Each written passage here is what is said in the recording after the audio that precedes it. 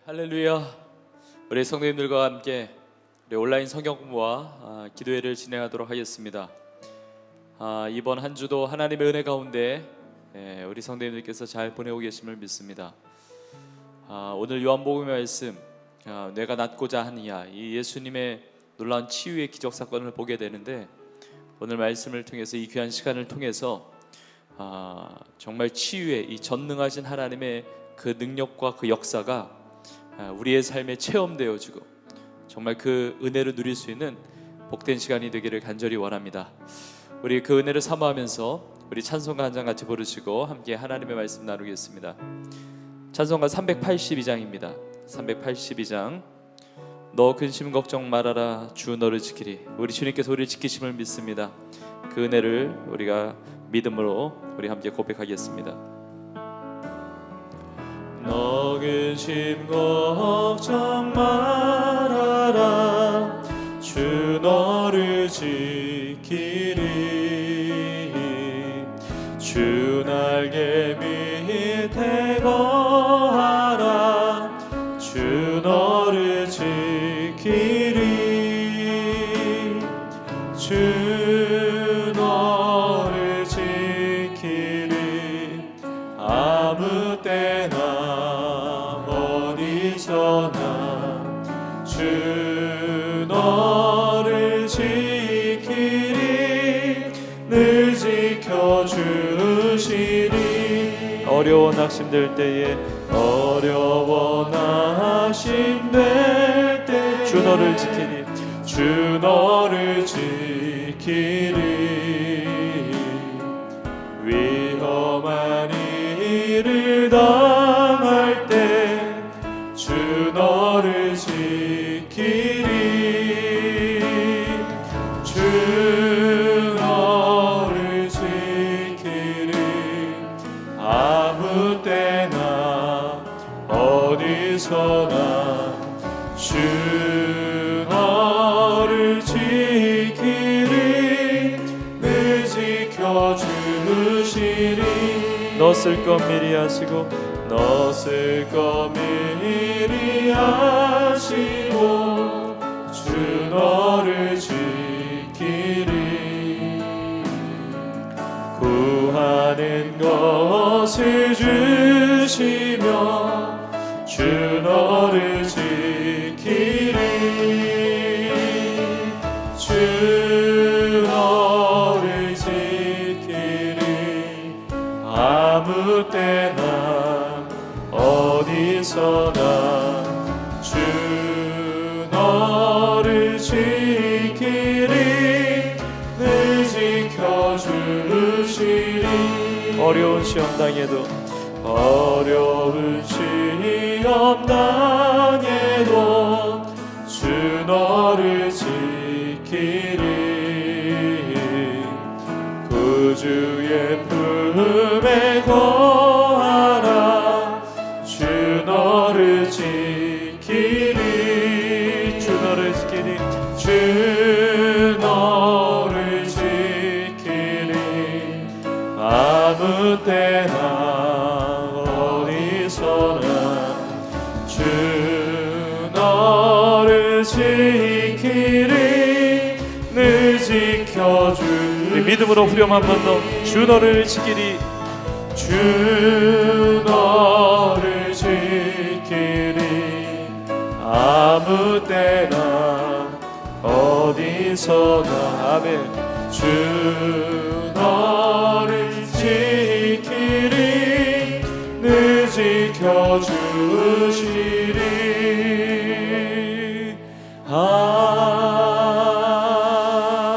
아멘. 아멘. 제가 기도하겠습니다. 하나님 아버지, 아무 때나 어디서나 우리를 지켜주시는 주님의 이름을 찬양합니다.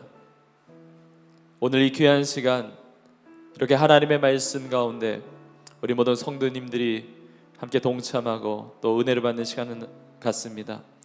하나님께서 정말 우리의 삶을 지키시고 또 우리의 삶을 치유하시며 회복시키시는 그 기적의 하나님이심을, 그 치유의 하나님이시며 그 능력의 하나님이심을 우리가 체험하고 우리가 하나님 앞에 큰 영광 올려드리는 귀하고 복된 시간이 되게 하여 주옵소서. 시종을 주 앞에 의탁드립니다. 성령님, 우리 성도님들의 가정마다 처소마다 신방하시고 오늘 살아있는 말씀 우리의 삶의 능력이 되게 하여 주옵소서. 시종을 주 앞에 의탁하오며 예수님의 이름으로 간절히 기도합나이다. 아멘. 네, 오늘 주시는 말씀 우리 같이 보겠습니다. 우리 요한복음 5장 1절에서부터 9절 우리 같이 성경을 다 펴시고 우리 함께 하나님의 말씀을 보겠습니다. 요한복음 5장 1절에서부터 9절의 말씀입니다. 우리 한 목소리로 우리 같이 읽겠습니다. 그 후에 유대인의 명절이 되어 예수께서 예루살렘에 올라가시니라. 예루살렘에 있는 양문 곁에 히브리 말로 베데스다라 하는 못이 있는데 거기 행각 5이 있고 그 안에 많은 병자, 맹인, 다리 저는 사람, 혈기 마른 사람들이 누워 물의 움직임을 기다리니 이는 천사가 가끔 못에 내려와 물을 움직이게 하는데 움직인 후에 먼저 들어가는 자는 어떤 병에 걸렸든지 낫게 되밀어라. 거기 38해 된 병자가 있더라. 예수께서 그 누운 것을 보시고 병이 벌써 오래된 줄 아시고 이르시되 내가 낫고자 하느냐. 병자가 대답하되 주여, 물이 움직일 때에 나를 못에 넣어주는 사람이 없어 내가 가는 동안에 다른 사람이 먼저 내려가나이다. 예수께서 이르시되 일어나 네 자리를 들고 걸어가라 하시니 그 사람이 곧 나아서 자리를 들고 걸어가니라. 이날은 안식일이니. 아멘.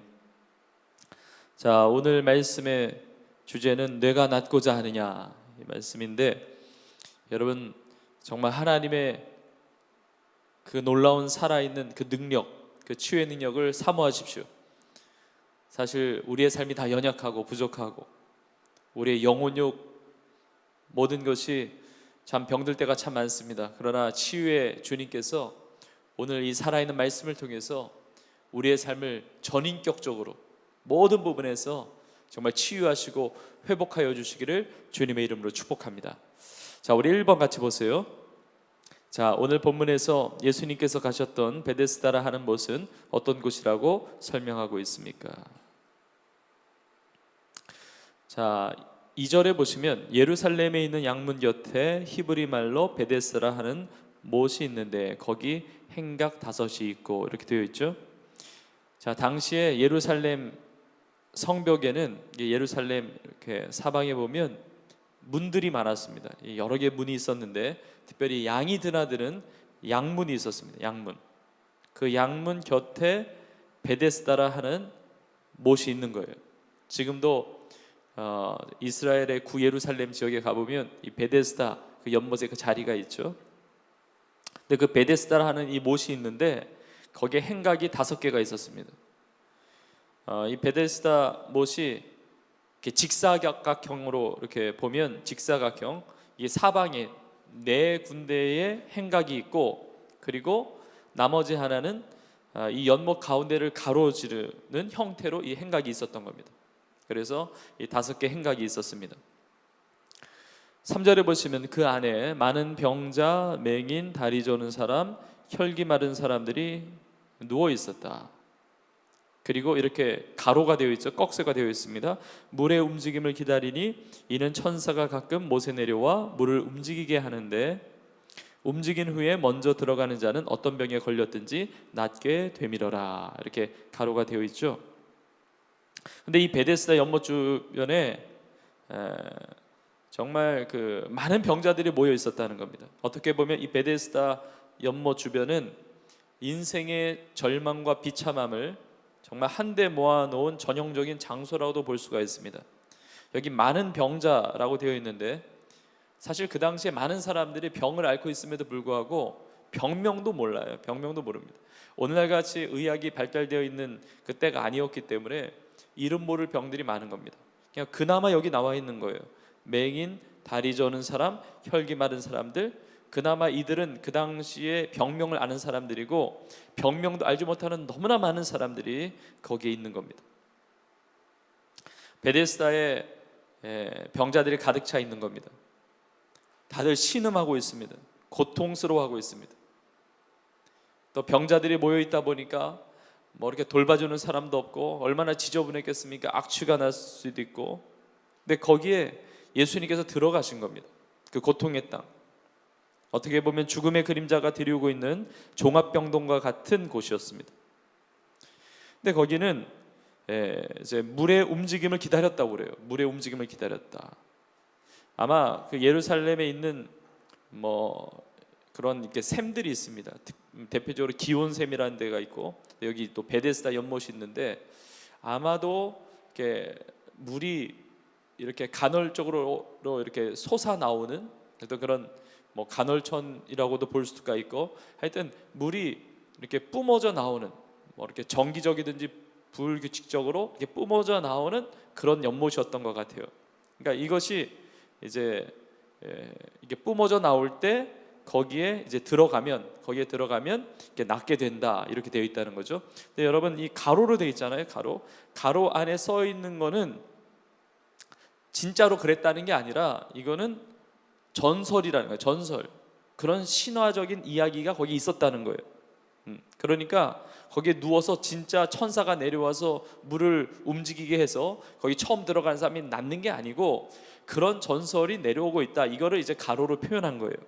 물의 움직임을 기다리니 이는 천사가 가끔 못에 내려와 물을 움직이게 하는데, 움직인 후에 먼저 들어가는 자는 어떤 병에 걸렸든지 낫게 되밀어라, 이런 이야기가 있었다는 거죠. 그러니까 이제 미신 같은 이야기인 거예요.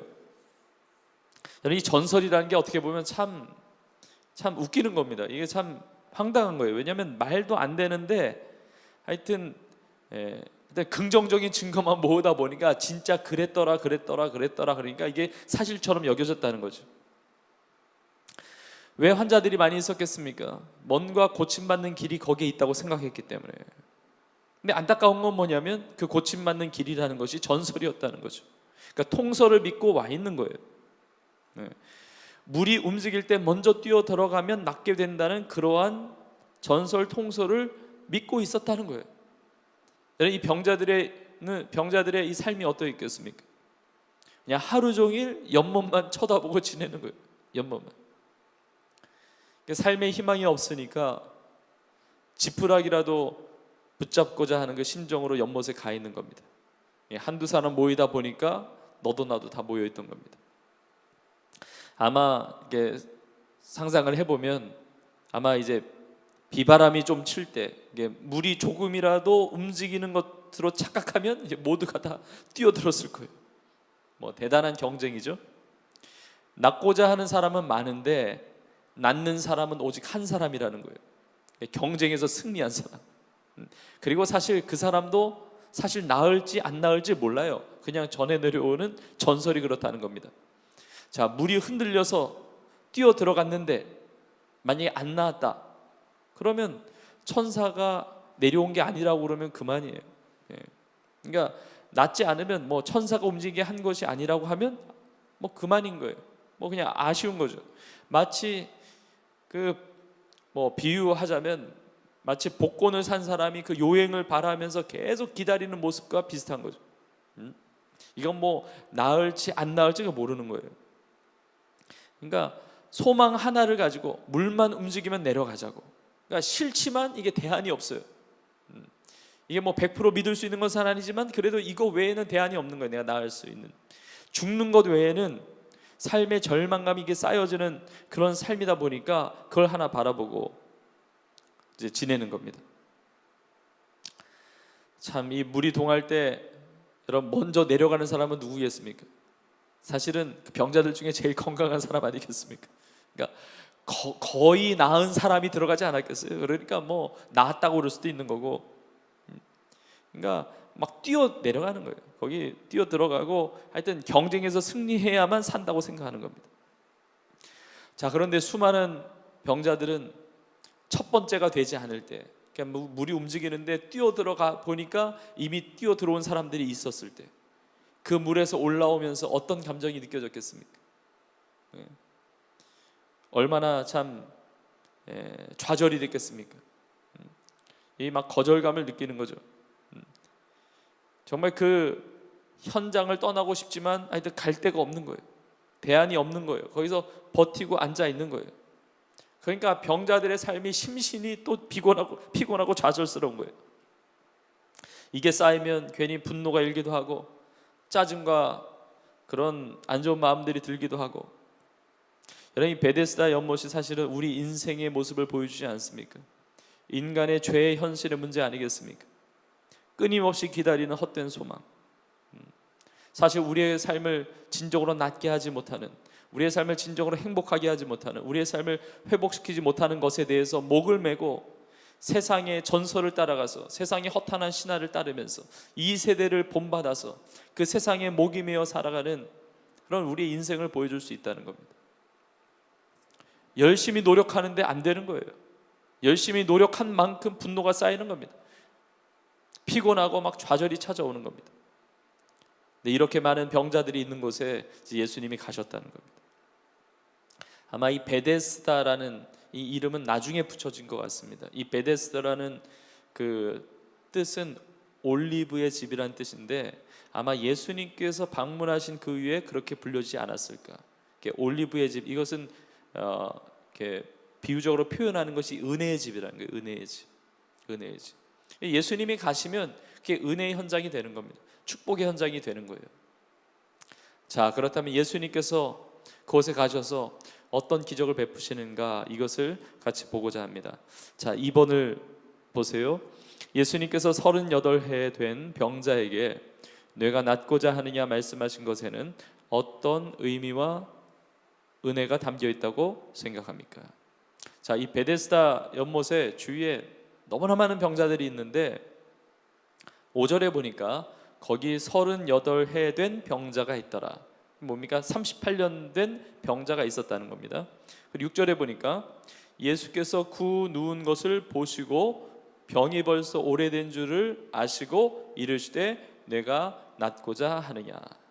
자, 그 누운 것을 보시기 위해서는 거기 가셨겠죠. 거기 가셨겠죠.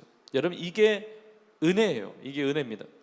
자, 건강한 사람들은 베데스다 연못에 갈 이유가 없어요. 거기 다 병자들만 가득하니까. 근데 예수님은 그곳에 시간을 내셔서 가셨다는 겁니다. 여러분, 우리 인생에 정말 소망 없는 인생에 예수님께서 찾아오신 겁니다. 특별히 예수님께서 베데스다 못에 가셔서 그 가운데 누워있는 38년 된 병자에게 찾아오셨습니다. 38년 된 병자, 이 병자가 이 원어를 보면 남성형을 쓰고 있거든요. 그러니까 이제 38년 된 이제 남자가 있었던 겁니다. 자, 예수님께서 이 38년 된 병자를 보셨어요. 물론 많은 병자들을 보셨겠죠. 근데 왜 이 병자 하나를 주목하셨을까요? 이 병자가 특별해서가 아니고 사실은 이 많은 병자들의 대표적인 인물로 주님께서 만나시는 거예요. 대표적인 인물로. 그러니까 예수님께서 치유의 메시지를 전하시기 위해서 이 모든 사람들을 향한 치유와 회복의 메시지를 전하기 위해서 이 한 사람을 택하신 거예요. 자, 38년 동안 질병을 앓았다.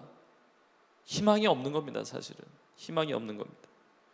38년은 거의 40년이잖아요. 한 세대예요. 한 세대. 지금 연못에 온 지는 얼마나 됐는지는 정확히 모르지만 갈 데가 없어서 여기 왔다는 것, 그리고 아무도 그를 도와줄 사람이 없다는 것은 분명해요. 인생에 답이 없어요. 그러니까 그 연못에 못 들어가면 거기서 죽어야 되는 거예요. 이 사람의 입장에서 보면 38년 병으로 고생했다는 것은 더 이상 희망이 없다는 것을 말합니다. 오늘날 38년도 많은 이게 횟수인데 당시에는 평균 연령이 40대였다고 그래요. 평균 연령이 50이 채 안 됐습니다. 우리 성도님 중에 50이 넘으신 분들은 이미 과거를 보면 장수하신 겁니다. 이미 장수하신 거예요. 근데 그 당시에 평균 연령이 40대 정도였음을 감안하면 이 38년 된 병자는 거의 모든 인생을 이 병으로 씨름한 거예요. 그런데 그 영혼에게 찾아오신 겁니다. 제가 예수님께서 이 병자를 어떻게 고치셨는지를 제가 구체적으로 나누기 전에 우리가 먼저 기억해야 될 것은 이 베데스다 연못에 찾아오셔서 이 38년 된 병자를 고치신 이 기적 사건은 우리에게 그런 일이 있었다는 사실 전달의 목적이 있지 않습니다. 여러분, 2000년 전에 있었던 병자는 병자고 나는 나잖아요. 나의 삶과 이 병자의 삶은 다른 거예요. 그때 치유받은 이 병자의 삶이 있는 거고 나는 또 다른 삶이 있기 때문에 사실 전달만을 위해서 쓰여졌다면 아무 의미가 없어요. 그런데 오늘 말씀은 과거에 이런 사실이 있었다라는 그 사실만 전달하는 말씀이 아니라는 겁니다.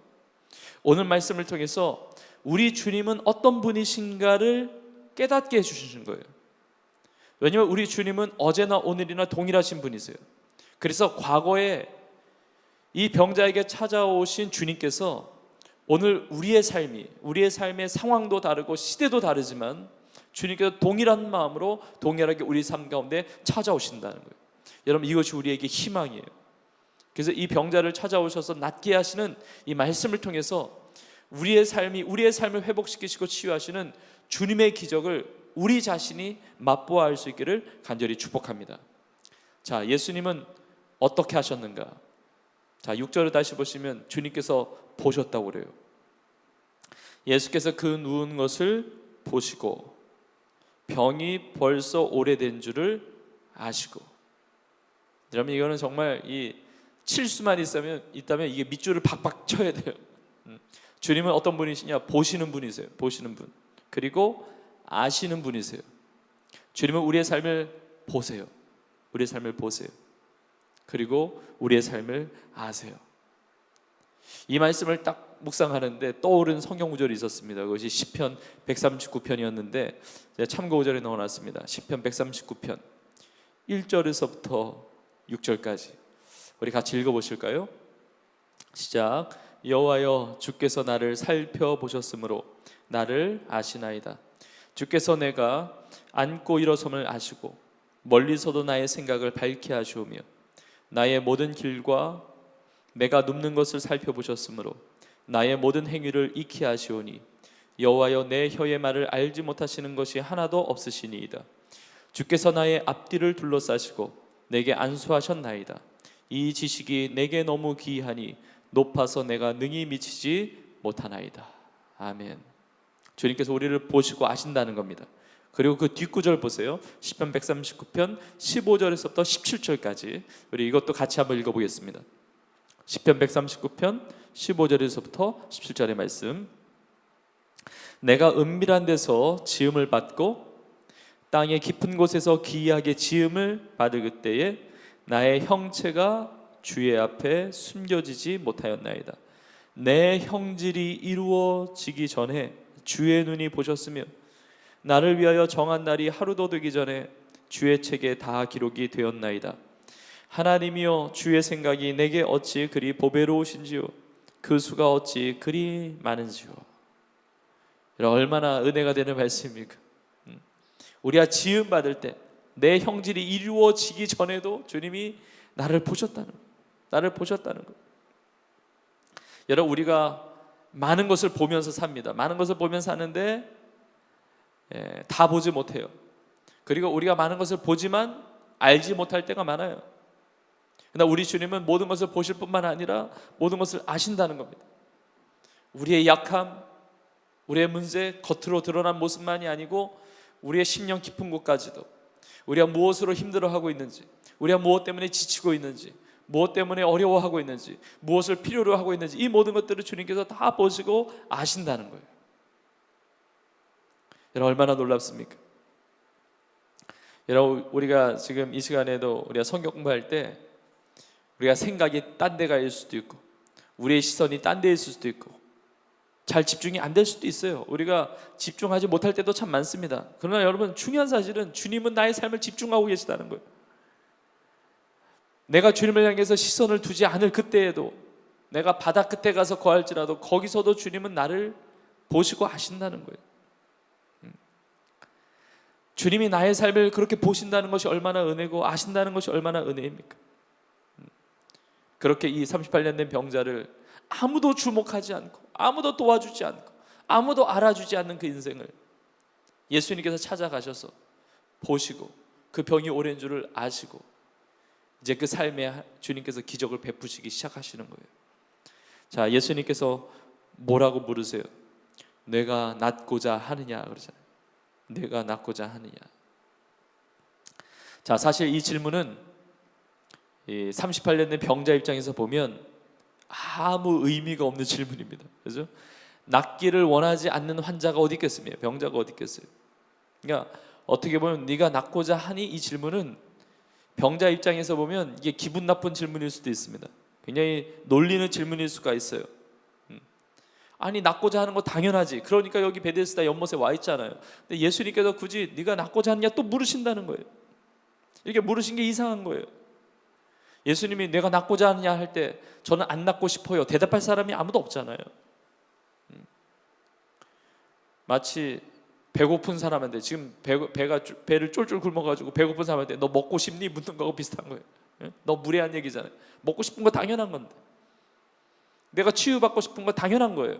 그런데 예수님께서는 왜 네가 낫고자 하느냐, 그냥 치유하실 수도 있는 거고 그냥 일으키실 수도 있는 건데 왜 내가 낫고자 하느냐라고 질문하셨을까? 우리 성도님들께서 다 나름대로 생각하시는 것들이 있을 수 있지만 제가 이 시간에 세 가지를 좀 정리해 봤습니다. 왜 이렇게 질문하셨을까? 내가 낫고자 하느냐라고 왜 질문하셨을까? 첫 번째는 이 병자 속에 있는, 병자 안에 있는 꺼져가는 소망의 불씨를 살려주고 싶은 그 의도가 있으신 거예요. 내가 낫고자 하느냐? 예수님께서 왜 질문하셨을까요? 이 낫는다는 소망을 버리지 말라는 거예요. 그 믿음을 버리지 말라고. 예수님께서는 이 병자의 모든 것을 사실 다 알고 계셨기 때문에 어쩌면 그 안에 이 꺼져가는, 이 회복에 대한 꺼져가는 그 믿음을 보셨을지 몰라요. 그러니까 그동안 뭐 노력을 했습니다. 38년 동안 낫고 싶은 그런 노력을 했죠. 그리고 물이 동할 때마다 먼저 뛰어 들어가려고 노력했지만 그게 다 수포로 돌아갔잖아요. 결국 자신의 모습은 여전히 그런 어려움 가운데 있는 거잖아요. 그러니까 어느덧 그 마음 가운데 내가 정말 나을 수 있을까라는 어떤 희망의 불씨가 꺼져갈 수 있다는 거죠. 근데 예수님께서 내가 낫고자 하느냐, 그걸 다시 한번 상기시켜 주시는 거예요. 이게 물이 동할 때마다 지금 38년의 병자는 누워 있는 거잖아요. 그러니까 자신을 옮겨줄 수 있는 누군가가 아무도 없는 거예요. 그러니까 그 인생은 이미 절망이에요. 사실 물이 움직인다 할지라도 내가 먼저 들어갈 수 있는 방법도 없어요. 그러니까 그 인생이 얼마나 절망스럽겠습니까? 그러니까 38년 동안 누워 있었던 병자니까 적극적인 믿음이 사라진 거예요. 자신의 현실 자체가 너무 짓눌려져 가지고 이 희망이라는 단어를 쓰기조차도 사치스러울지 몰라요. 이게 버거웠을지 모릅니다. 우리가 기도할 때 아무리 기도해도 응답이 안 된다 그러면 이 기도가 식어질 때가 있잖아요. 아무리 기도해도 응답이 안 되고 아무리 기도해도 환경이 전혀 바뀌지 않는 것 같은 그런 어려움의 상황을 닥칠 때마다 또 기도할 수 있을까라는 이런 용기가 식어질 때도 있을 수 있다는 거죠. 이 병자가 그런 상황이지 않았을까? 그 병자에게 예수님께서 내가 낫고자 하느냐, 처음 먹었던 그 초심의 상태를 보게 하는 그 핵심의 그 질문을 던지고 계시는 겁니다. 이게 낫고자 하는 사람이 이 믿음을 가진 사람이 사실 낫는 거예요. 그래서 예수님께서 믿음대로 될지어다 그렇게 말씀하시잖아요. 그러니까 믿는 자에게 능치 못함이 없다고 하시잖아요. 완전히 포기하면 거기에 희망이 없는 거거든요. 그러니까 실패가 두려운 게 아니라 실패 가운데 완전히 포기하는 그 마음. 우리 교회도 상담센터가 있지만 사실은 상담을 받아야 되는 사람들도 많이 있지만 뭔가 변해야겠다는 마음이 없으면 안 갑니다. 안 가요. 낫는 것에 대한, 내가 아무리 아파도 내가 낫는 것에 대한 아예 소망이 없으면 약국에도 안 가는 거예요. 수술도 안 맞는 겁니다. 뭐 진료도 안 받는 거예요. 아예 소망이 없으면. 여러분, 믿음이 아예 없으면 기도도 안 하는 거예요. 믿음이 있으니까 기도하는 거거든요. 할 필요가 없는 거예요. 인생에 간절함이 없는 거예요. 이 38년 된 병자가 그런 상황 가운데 있는 것을 예수님께서 보시고 네가 낫고자 하느냐 이 질문을 던지시는 거예요. 여러분, 우리 안에 정말 하나님 안에서, 우리 신앙 안에서 정말 회복이 되고 치유가 되고 아름다운 정말 그러한 삶을 살아가는 것에 대한 그 믿음이 꺼지지 않기를 간절히 축복합니다.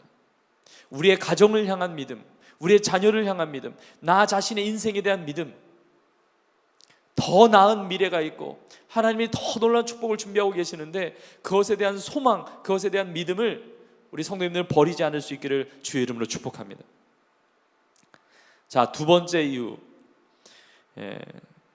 내가 낳고자 하느냐 이렇게 질문하신 이유는 보면 이게 질문 형태잖아요. 질문. 그러니까 말을 걸어오시는 거예요. 예수님이 대화하고 싶으신 거예요. 대화하고 싶기 때문에 예수님께서 이렇게 질문하셨다고 볼 수가 있습니다. 제가 살리는 질문 사는 대답 이 책을 쓴 적이 있는데 거기에 이제 질문들이 있죠. 질문들이 있는데 하나님께서 우리에게 질문하실 때가 참 많아요. 아담이 범죄했을 때도 아담아 뇌가 어디 있느냐 질문하시거든요. 아담이 어디 있는지 모르셔서 질문하신 게 아니라 아담의 이야기를 듣고 싶어 하시는 거예요. 모세를 부르실 때도 내 손에 있는 것이 무엇이냐 질문하시잖아요. 그 손에 지팡이가 있다는 사실을 모르셔서 질문한 게 아니라 지팡이니다 라고 하는 자신의 그 모세의 대답을 듣기를 원하시는 거예요. 우리 자신을 깨닫고 오픈해서 주님 앞에 내어놓기를 원하신다는 거예요. 예수님께서 일방적으로 너는 나을지어다 일방적으로 말씀하신 게 아니라 내가 낫고자 하느냐 질문하셨을 때 이것은 나의 대답, 나의 목소리를 듣기를 원하신다는 겁니다. 그러니까 예수님께서 대화를 이끌어가고 계시는 거예요. 여러분, 하나님은 우리에게 말씀하시는 하나님이시지만 우리의 말을, 우리의 기도를 들으시기를 원하시는 분이세요. 그냥 일어나 내 자리를 들고 가라 하시면 되는데 그의 이야기를 직접 듣고 계시는 거예요. 우리와 대화하기를 원하세요. 우리의 속사정을 듣기를 원하시는 거예요. 여러분, 이렇게 내가 낳고자 하느냐 그러니까 이 질문 앞에 정말 그 안에 꽁꽁 가두어 있었던 어떤 정말 상처가 되었던 어떤 이야기들을 막 쏟아내고 있는 거예요. 사실은 내가 낳고자 하느냐 이렇게 질문하면 네, 낳고자 합니다 이렇게 대답하면 되는 거잖아요. 아니요, 별로 그럴 마음이 없습니다 뭐 이렇게 대답하면 되는 거잖아요. 근데 예수님의 질문과 상관없이 자기의 속마음을 막 털어놓는 거예요. 자, 7절을 보세요. 병자가 대답하되 주여 물이 움직일 때에 나를 못에 넣어주는 사람이 없어 내가 가는 동안에 다른 사람이 먼저 내려가나이다. 그래요. 이게 그동안 서운했다는 거예요. 이게 물이 움직일 때 나를 못에 넣어줄 사람이 없어가지고 내가 가는 동안에 다른 사람이 먼저 내려갔습니다. 이게 막 한이 됩니다. 그냥. 이게 나의 삶이 참 비참함을 느낍니다. 이게 막 서운한 거예요. 내가 낳고자 하느냐 이 질문하고는 아무 상관없는 대답이잖아요. 근데 예수님께서 이 질문하셨기 때문에 이 속마음을 이야기하는 거예요. 우리의 마음을, 그 마음을 주님께 쏟아 놓는 거예요. 자신의 속에 있는 이야기, 자신의 상처, 인간관계 속에서 그 외로움, 그걸 다 끄집어서 얘기하는 거예요. 누가 좀 와가지고 나를 데리고 들어가면 좋겠는데 그러한 사람 찾지 못해가지고 그 도움을 받지 못해가지고 절망스러웠던 자기의 이야기를 막 늘어놓고 있는 겁니다. 여러분, 주님은 이러한 우리의 마음, 우리의 그 속사정을 듣기를 원하세요. 우리 성도님들은 여러분의 이야기를 주님께 드려보세요. 주님께 드려보세요. 다른 사람과 상담할 수도 있고 다른 사람과 대화할 수도 있지만 여러분, 주님이 들으세요. 주님이 듣고 있기를 원하세요. 우리 속에 숨겨왔던 절망의 이야기, 아픔의 이야기, 어려움의 이야기, 상처의 이야기들 주님께 드려보세요. 우리가 기도할 때 어떨 때는 막 통곡이 나와요. 막 눈물이 나와요. 주님께 그것을 다 받아주세요. 여러분, 새벽에 쏟아나 보세요. 철야 때 쏟아나 보세요. 여러분, 개인 기도 시간에 쏟아나 보세요.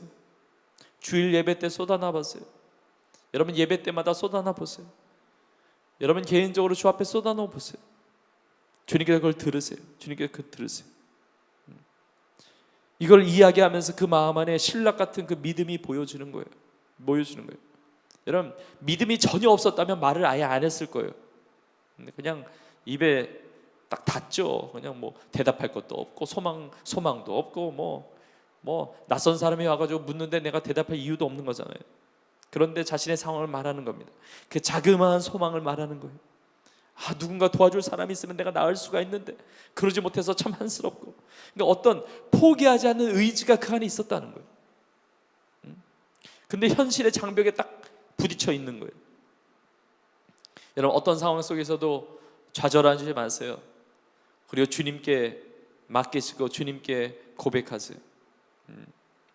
이 병자는 이야기하고 싶었을 거예요. 이게 나의 모습이라고, 나 좀 도와달라고. 예, 그런 다른 표현이에요. 내가 물이 움직일 때 들어가고 싶은데 나 도와줄 사람이 없고 다른 사람이 먼저 내려갔습니다. 그 이면에는 무슨 얘기하고 싶은가? 나 좀 도와달라고. 예? 할 수만 있으면 기다렸다가 물 움직이면 그때 나 좀 베데스다 연못에 넣어달라고, 물에 나 좀 데려가 달라고, 나 살고 싶다고, 나 이 문제 해결 안 받고 싶다고 쏟아놓는 거잖아요.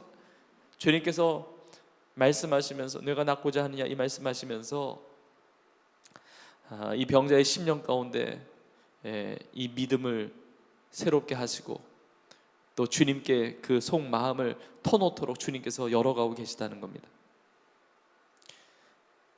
자, 한 가지를 더 보면 예수님께서 왜 내가 낫고자 하느냐 이렇게 질문하셨을까?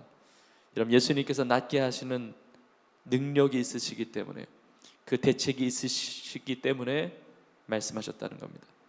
자, 예수님께서 내가 낫고자 하느냐 물으신 것은 대책이 있기 때문에 말씀하신 겁니다. 예수님은 쓸데없는 질문을 던지시지 않으세요. 이렇게 말씀하신 이유는 내가 낫고자 하느냐 이렇게 질문하셨을 때 얼마든지 네라고 아멘이라고 대답하면 그 병을 치유하실 수 있는 능력이 있기 때문에, 그 대안과 대책이 있기 때문에 우리에게 말씀하시는 겁니다. 주님은 이미 능력을 가지고 계시기 때문에 물으신 거예요. 아무 대책 없이 말씀하지 않으세요. 우리의 삶 모든 것이 마찬가지예요. 주님께서 뭔가를 말씀하실 때는 그것에 대한 하나님의 대책이 있기 때문에 다 말씀하시는 거예요. 성도의 삶, 아름다운 하나님의 뜻을 이루어가는 삶, 전도자의 삶, 선교사의 삶, 신앙인의 삶, 모든 것들이 다 마찬가지예요. 주님께서는 다 대안을 가지고 대책을 가지고 우리의 삶을 인도해 가시는 거예요. 정말 이 병자 입장에서 보면 이제 은혜의 시대가 온 겁니다. 이게 놀라운 거잖아요. 은혜의 시대가 온 거예요. 지금 이 타이밍에는 모르는 거예요. 지금 이 타이밍에 예수님께서 질문하셨을 때 자기가 어떻게 변화되고 회복될지 몰랐지만 우리는 성경 알잖아요. 이 결과를 알잖아요. 지금 은혜의 시대가 임한 거예요. 주님이 만나주신 거예요. 여러분, 은혜를 받을 때, 주님께서 우리에게 은혜를 주실 때 물을 게 이거 하나밖에 없어요. 내가 낫고자 하느냐. 그럼 내가 그러면 낫는 거예요. 너에게 일어날 능력이 있니? 이거 묻지 않으세요. 능력은 주님께 있으니까. 너 참을 수 있니? 이렇게 묻지 않으세요. 주님이 다 대책을 가지고 계시는 거예요. 모든 해결책을 가지고 계신 분이 물을 수 있는 유일한 질문, 우리의 삶의 모든 문제를 낫게 하실 수 있는 분이 던지실 수 있는 유일한 질문, 이거예요. 내가 낫고자 하느냐, 이거예요. 이미 능력을 가지고 계시는 겁니다. 여러분, 믿으세요. 우리의 삶의 모든 것들을 해결하시는 능력이 우리 주님께 있습니다. 우리의 삶의 모든 것들이 새로워질 수 있는 그 능력이 우리 주님께 있습니다. 자, 우리의 신앙생활 전부가 다 마찬가지예요. 여러분, 우리에게 기도하라고 말씀하시잖아요. 기도하라고 말씀하시는 것은 응답이 있기 때문에 말씀하시는 거예요. 그냥 무작정 기도해라 하지 않으세요. 예비된 은혜, 예비된 응답이 있기 때문에 기도하라고 말씀하시는 거예요. 주님께서 예배하라고 말씀하세요. 예배하라. 하나님 여기시니 예배하는 자가 영과 진리로 예배할지니라. 예배하라고 하시는 것은 예배에 대한 축복이 있기 때문에 말씀하시는 거예요. 우리가 믿음 생활하잖아요. 믿으라 말씀하세요. 믿으라. 여러분, 믿으라고 말씀하신 이유는 믿음의 역사가 따라오기 때문에, 믿음의 역사가 따라오기 때문에, 믿음으로 구원이 있고 믿음으로 평안이 있고 믿음으로 하늘의 상급이 있고, 그러니까 믿으라고 말씀하시는 거예요. 우리 성도님들 믿으세요. 우리의 삶의 구체적인 실제적인 대책을 우리 주님께서 가지고 계세요. 우리가 하나님을 믿지 못하고 부르짖지 않고 믿지 못하고 이게 문제지, 나의 인생에 대한, 앞날에 대한 모든 계획을 하나님은 가지고 계시는 겁니다. 하나님께는 우리 가정에 대한 대책도 있습니다. 저는 우리 이 땅의 우리 다음 세대, 우리 젊은이들을 위한 대안과 대책이 우리 주님께 있음을 믿습니다. 아무리 어두운 세상이라고 할지라도 우리나라에 대한, 우리 민족의 갈 길에 대한 대안도 대책도 우리 주님께 있음을 믿습니다. 우리 이 민족에 대한 그런 하나님의 그런 대책이 있으신 거예요. 저 북한에 대한 통일 문제에 대한 여러 가지 어려움도 있고 위기 상황도 있고 막연하기도 하고 불가능해 보이기도 하고, 그러나 그 대안과 대책이 우리 주님께는 있는 것을 믿습니다. 우리 하나님은 전지전능하신 하나님이세요. 하나님 우리를 사랑하실 뿐만 아니라 능력이 한이 없으신 분이세요. 지혜가 뛰어나시고 지략이 뛰어나시고 온 우주 만물을 창조하셨을 뿐만 아니라 장악하시며 다스리시는 분이세요. 나보다 나를 더 잘 아세요. 나의 머리털어까지도 다 세시는 분이세요. 여러분, 내 머리카락이 몇 개인지 아세요? 아는 사람이 아무도 없어요. 그러나 이 수치 많아도 이 머리털까지 다 세시는 분이라고 하잖아요. 비유적인 표현이지만 우리는 모든 것을 모르시는 것이 없는 분이에요. 근데 우리의 삶에 모든 것에 대한 대책이 있으신 분이세요. 여러분, 이 주님을 믿고 따르는 것이 얼마나 감사합니까?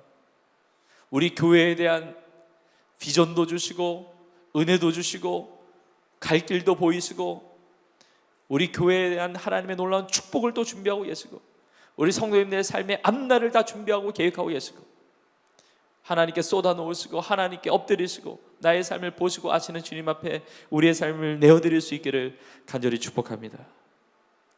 자, 이제 예수님께서 내가 낫고자 하느냐 이제 말씀하셨는데, 이제 말씀만 하신 게 아니라 진짜 낫게 하셨다는 겁니다. 이게 축복이에요. 자, 3번을 보세요. 3번. 예수님은 38해 된 병자에게 어떠한 역사를 일으켜 주셨습니까?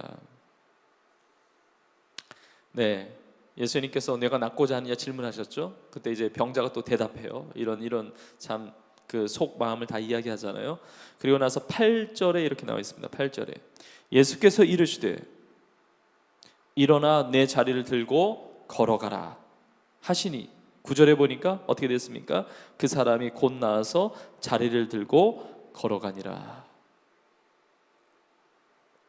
여러분, 아멘이죠? 아멘. 예수님 말씀하시니까 그 말씀의 능력이 나타났다는 거예요. 예수님은 이야기를 들어주시고 우리의 이야기를 들어주세요. 그리고 고난받는 사람 곁에 오셔서 단순히 위로만 하시는 게 아니라 우리의 삶에 찾아오셔서 보시고 아시고 위로해 주시고 말씀만, 대화만 하시는 분이 아니라 실제로 그 문제를 해결해 주시는 능력의 주님이시라는 것입니다. 실제로 일어나 걸으라고 말씀하시는 거예요. 일어날 수 있는 실제적인 힘을 주시는 거예요. 그냥 감정적인 위로만이 아닙니다. 그냥 이성적으로 그냥 깨닫게 하시는 것만이 아니라 실제적인 힘을 주시는 분이시라는 거죠. 나로부터 나오는 힘이 아니라 주님으로부터 주어지는 힘이에요. 그 사람이 곧 나아서 자리를 들고 걸어가니라. 그 사람이 곧 나아서 자리를 들고 걸어가니라. 주님의 말씀은 능력이 있습니다. 살아있는 거예요. 빛이 있으라 하시니까 빛이 있는 거예요. 누군가가 이제 물이 막 움직이면 누군가가 나를 그냥 데리고 와서 그 물속에 넣어줘야 병이 나을 텐데 라고 하는 병자의 기대를 뛰어넘어서 주님은 역사하세요. 이 병자에게 물 한 방울도 묻히지 않고 38년 내 지속되었던 이 중병을 다 고쳐주신 거예요. 이게 놀라운 하나님의 은혜입니다. 예수님께서 하나님의 아들이시면서 그리스도, 구원자, 메시아이신 것을 나타내신 아주 중요한 이적이에요. 자, 그런데 이게 주님의 마음을 우리가 알 수가 있는데 이 9절 뒷부분에 보면 이렇게 마무리되고 있습니다. 이날은 안식일이니, 이렇게 되어 있습니다. 이날은 안식일이니. 자, 예수님께서 38년 내 병자를 고치셨는데 이날이 안식일이었다는 겁니다. 이 병자를 고치신 날이 안식일이었다는 것. 유대 전통에 보면 안식일에는 일을 하면 안 되는 거예요. 심지어 병을 고치는 것도 일로 받기 때문에 해서는 안 될 일이었던 거예요. 병을 낫게 하고 자기 침상을 들고 걸어가게 하면 안 된다는 거예요. 만약 그날에 환자를 고쳤으면 고의로 안식일을 범하게 하는 것이기 때문에 무슨 수모와 봉변을 당할지도 모르는 겁니다. 여러분, 유대인들은 하나님의 율법, 하나님의 율법, 이 모세의 오경을 이제 토라라고 하잖아요. 거기에 이제 미시나라고 하는 걸 붙여가지고 이제 안식일날 준수해야 될 사항들 막 여러 가지를 막 만들었습니다. 막 이 금지하는 상황 중에는 막 바느질 해서도 안 되고, 막 요리도 해서도 안 되고, 글쓰기 해서도 안 되고, 막 이런 게 막 나와 있습니다. 안식일에 한 1km 정도까지 걸어가는 건 괜찮지만 거기보다 더 걸어가면 죄가 되고, 바느질도 한 2번까지는 괜찮은데 3번은 안 되고, 하여튼 이런 전통을 깨면 죄라고 생각한 거예요. 병자가 있는 자리는 들어도 괜찮은데 빈 자리는 들고 다니면 안 되고. 여러분, 안식일의 키워드가 뭡니까? 안식일의 키워드가 안식이잖아요. 안식, 쉼, 축복이잖아요. 근데 유대인들은 이걸 형식으로만 남겨둔 거예요. 그 제도와 형식에만 얽매여 있는 겁니다. 사람을 자유케 하는 안식일이어야 되는데 종교적으로 굳어져 있는 틀이 돼버린 거예요. 그래서 예수님께서 이때 고치셨다는 것이 뭐예요? 이 안식일의 본래의 뜻을 누리도록 인도하셨다는 거예요. 여러분, 안식일은 사람을 회복시키기 위한 거고, 안식일의 주인인 예수 그리스도를 바라보게 하시는 거예요. 여러분, 예수님께서 언제 안식을 회복시키셨습니까? 예수님께서 우리의 죄를 대신해서 십자가에 피 흘려 죽으시고 안식 후 첫날 부활하셨죠. 안식 후 첫날. 그래서 우리가 주일날 예배드리잖아요. 그러니까 우리가 예배드린다는 건 뭐냐면 우리가 살아나는 걸 선포하는 거예요. 살아나는. 이게 종교적 행위가 아니라 우리가 사는 거예요. 우리 안식을 누리는 거예요. 쉼을 누리는 거예요. 그렇게 이 병자를 살리셨다는 겁니다. 우리 주님은 그 당시에 그 유대인들의 전통과 관습을 뛰어넘어서 기적을 베풀어 주셨어요. 주님은 율법과 관습, 전통을 뛰어넘으시는 분이세요. 우리의 고정관념, 우리의 생각을 뛰어넘으시는 분이세요. 불쌍히 여기시는 이 주님의 이 사랑의 마음, 긍휼의 마음은 이 율법을 뛰어넘는 기적을 가져오는 거예요. 그러니까 주저앉아 있던 그 영혼이 살아나는 거예요. 회복된 거예요. 모든 것을 뒤로 하고 나를 찾아오신 주님이에요. 이 주님을 열고 받아들인다면 우리에게 살아나는 역사가 있는 거예요. 우리가 신앙생활을 하고 있지만 우리의 종교적인 활동, 무슨 형식, 어떤 전통, 이런 것도 중요하겠지만 이것이 아니라 실제적으로 우리의 삶을 회복하고 치유하고 은혜를 베푸시는 이 주님의 기적을 우리 모두가 체험할 수 있기를 주의 이름으로 축복합니다. 자, 그런데 예수님께서 이렇게 베데스다 연못에 있는 이 병자를 고치신 다음에 나중에 성전에서 이 병 나은 사람을 다시 만나셨어요. 다시 만나셨고, 그래서 그 이후에 하신 말씀이 있어요. 제가 그 참고절에 넣어놨는데 요한복음 5장 14절 15절 그 뒷부분이죠. 14절 15절에 보시면 예수님께서 나중에 이 고침받은 병자에게 이렇게 말씀하세요. 그 후에 예수께서 성전에서 그 사람을 만나 이르시되 보라, 뇌가 나았으니 더 심한 것이 생기지 않게 다시는 죄를 범하지 말라 하시니 그 사람이 유대인들에게 가서 자기를 고친 이는 예수라 하니라. 주님 이렇게 말씀하셨어요. 자, 보라, 뇌가 나았으니 더 심한 것이 생기지 않게 어떻게 하라고요? 다시는 죄를 범하지 말라 하신 거예요. 자, 38년 동안 왜 병자로 있었느냐? 사실은 질병은 원인들이 여러 가지입니다. 우리가 꼭 죄를 지어서 질병이 오는 건 아니에요. 물론 본질적으로 인류 역사상 죄가 들어왔기 때문에 병이 생기고, 그러니까 모든 병들은 죄가 원인이라고 말할 수도 있을 거예요, 본질적으로 보면. 그러나 나의 현실적인 병들에 대해서 내가 지금 앓고 있는 어떤 질병이 있다면 그게 모든 병이 죄로부터 온 건 아니에요. 만약에 그렇다고 한다면 병 안 걸린 사람이 아무도 없죠. 병이 무조건 죄와 직접적으로 연관되는 건 아니에요. 그러나 죄 때문에 병을 얻는 경우도 있는 거예요. 자, 우리가 꼭 죄를 지어서 질병이 오는 것은 아니에요.